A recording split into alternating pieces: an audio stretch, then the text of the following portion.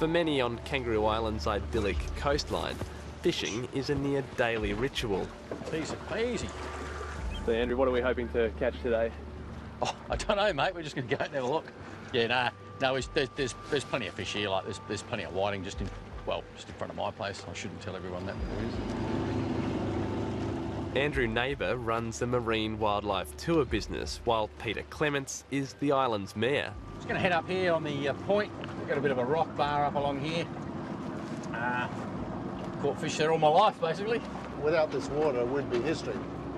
Yeah. I mean, this is our Galapagos. It really is. Makes us a bit unique, doesn't it? Absolutely, yeah. But both men fear this simple life could change dramatically. About 400 kilometres west of here, oil giant BP is poised to begin drilling in the Great Australian Bight.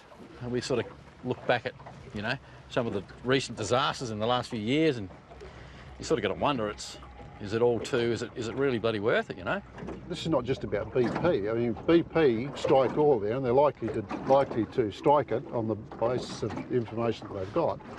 That's going to invite everyone else in, Chevron, Statoil, Murphy Oil, and it's going to become an industry out there. In 2010, BP had the worst oil spill disaster in history.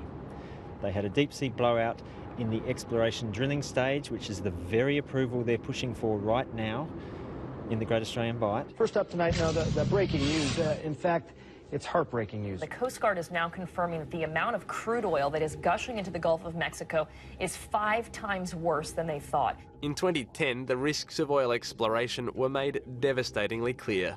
11 workers died in a fire aboard one of BP's rigs, and for 87 days, thick crude oil spewed into the ocean. Fishing across the Gulf of Mexico was banned as seabirds, dolphins and turtles died. The massive cleanup continued for 4 years. A US judge described BP as having been grossly negligent and reckless in the Gulf of Mexico. How can people be expected to trust that BP won't make the same mistake here? Well, that was a very significant and tragic event. We always must remember that 11 people lost their lives. It was in approaching 100 years of oil and gas exploration and production the worst single event that we've seen. So it's not typical of the operations of our industry, but it was a very significant event and one that BP and the industry have learnt a lot from. So if there was a spill, what would happen to an area like this? We're just 20 minutes from the centre of Adelaide. Yeah, well, the oil spill modelling shows that we could have oil right across southern Australia.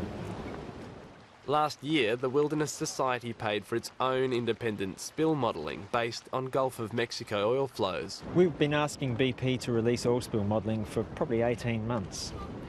They released a little bit, but then we were saying, no, we want you to release genuine worst-case oil spill modelling. Release something that's, on a par with your last disaster in the Gulf of Mexico. Today, BP released its own worst-case modelling.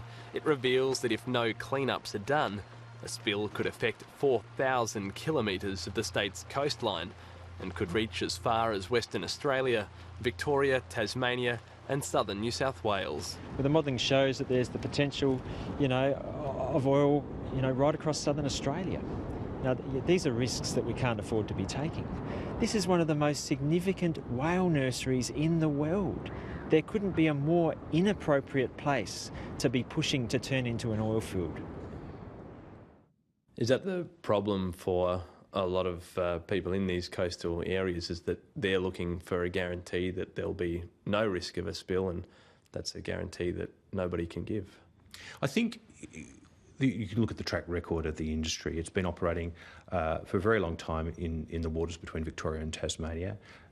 Incidents do occur from time to time, but the industry responds quickly, and I think our track record is what I'd urge people to look at when considering whether or not it's an appropriate activity for South Australia. This is BP's third attempt to have its environmental plan into exploration drilling in the Great Australian Bight approved.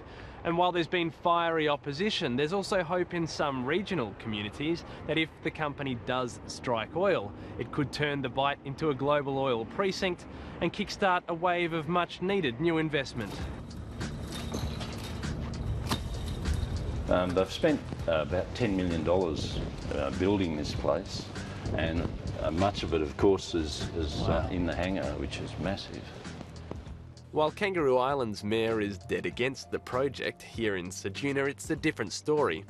This is where the helicopters will be kept and serviced.